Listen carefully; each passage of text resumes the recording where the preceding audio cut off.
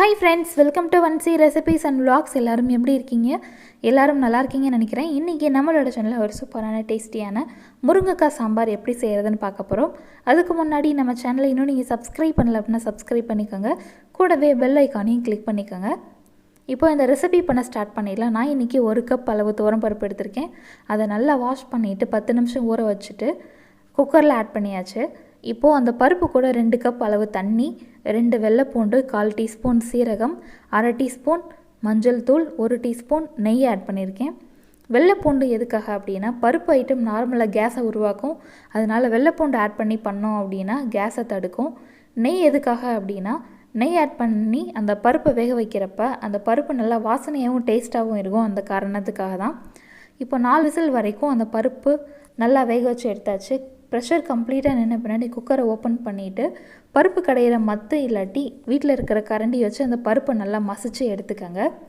இப்போது ஒரு பேன் வச்சுருக்கேன். பேன் நல்லா ஹீட் ஆன பின்னாடி அதில் 1 டேபிள் ஸ்பூன் அளவு சன்ஃப்ளவர் ஆயில் ஆட் பண்ணியிருக்கேன். ஆயில் நல்லா ஹீட் ஆன பின்னாடி அதில் கடுகு, உளுந்து, வெந்தயம் ஆட் பண்ணிக்கலாம். இந்த 3ம் நல்லா ஃப்ரை ஆன பின்னாடி காஞ்ச மிளகாய் வத்தல் ஆட் பண்ணிக்கலாம். கடுகு நல்லா வெடிக்குது. இந்த டைமில் நம்ம காஞ்ச மிளகாய் வத்தல் ஆட் பண்ணிக்கலாம். இந்த மிளகாய் வத்தல் காரம் ரொம்ப இருக்காது, தாளிக்கிறதுக்கான மிளகாய் வத்தல், அதனால் 3 ஆட் பண்ணியிருக்கேன். இப்போது ஒரு பெரிய வெங்காயத்தை நீள்வாக்கில் கட் பண்ணி போட்டிருக்கேன். வெங்காயத்தோட கலர் நல்லா மாறணும், லைட் பிங்க் கலர் வரணும், அது வரைக்கும் இதை ஃப்ரை பண்ணணும். வெங்காயத்தோட கலர் மாறிடுச்சு. இந்த டைமில் கட் பண்ணி வச்சுருக்கிற 2 தக்காளி ஆட் பண்ணிக்கலாம். தக்காளியும் நல்லா மேஷ் ஆகிற வரைக்கும் வதக்கணும். தக்காளியும் வெங்காயமும் ஒன்றோட ஒன்று நல்லா மேஷ் ஆகிற மாதிரி வதங்கியிருக்கணும். இப்போ பார்த்தீங்கன்னா தக்காளி வெங்காயம் நல்லா வதங்கியிருக்கு. இந்த டைமில் முருங்கைக்காய் ஆட் பண்ணிக்கலாம். நான் இன்றைக்கி 2 முருங்கைக்காய் எடுத்திருக்கேன். 2 முருங்கைக்காய் இந்த மாதிரி கட் பண்ணி எடுத்துக்கோங்க. இப்போ இதை வெங்காயம் தக்காளி கூட கொஞ்சம் நேரம் வதக்கிக்கலாம்.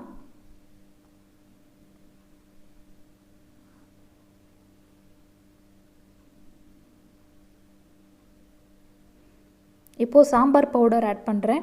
2 டீஸ்பூன் அளவு சாம்பார் பவுடர் ஆட் பண்ணியிருக்கேன்.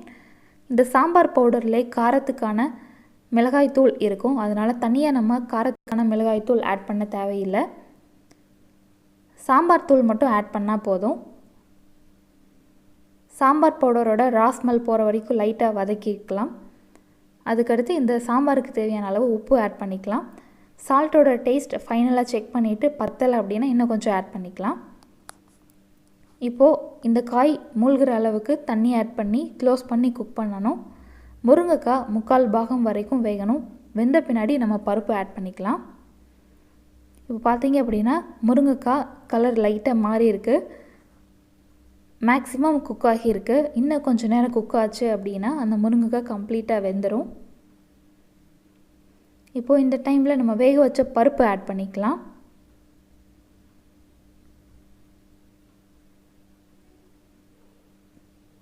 இப்போது வேக வச்ச பருப்பு அதில் ஆட் பண்ணுறேன்.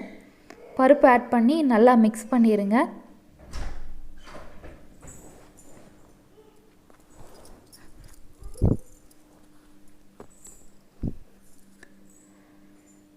பருப்பு ஆட் பண்ண முன்னாடி கொஞ்சம் நேரம் க்ளோஸ் பண்ணி குக் பண்ணுங்கள். இன்னும் கொஞ்சம் நேரம் அந்த முருங்கைக்காய் வேகணும். அதுக்கடுத்து நம்ம ஃப்ளேம் ஆஃப் பண்ணிடலாம்.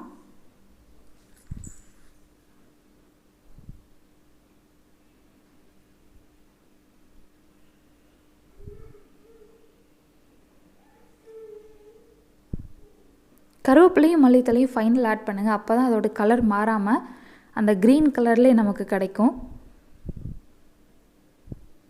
சாம்பாரோட திக்னஸ் இந்த அளவு தான் இருக்கணும். ரொம்ப தண்ணியாகவும் இருக்கக்கூடாது, ரொம்ப கெட்டியாகவும் இருக்கக்கூடாது. இப்போ கருவேப்பிலை கொஞ்சம் ஆட் பண்ணி க்ளோஸ் பண்ணிடலாம். அந்த முருங்கைக்காய் நல்லா வேகட்டும். வெந்த பின்னாடி நம்ம ஓப்பன் பண்ணி பார்க்கலாம்.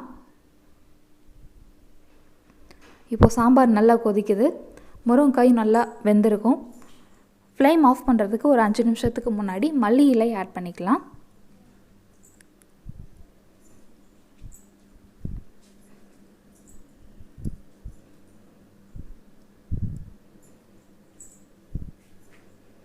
இந்த சாம்பார் இட்லி, தோசை, ஊத்தாப்பம் இதுக்கெலாம் தொட்டு சாப்பிட்றதுக்கு ரொம்ப நல்லாயிருக்கும். ப்ளஸ் ரைஸுக்கும் ரொம்ப சூப்பராக இருக்கும். வெண்பொங்கலுக்கு இன்னும் ரொம்ப சூப்பராக இருக்கும்.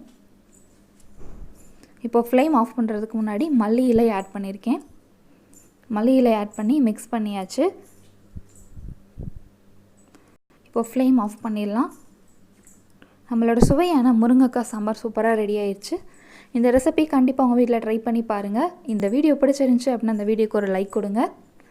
மறக்காமல் நம்ம சேனலை சப்ஸ்கிரைப் பண்ணுங்கள். தேங்க்யூ ஃபார் வாட்சிங். Have a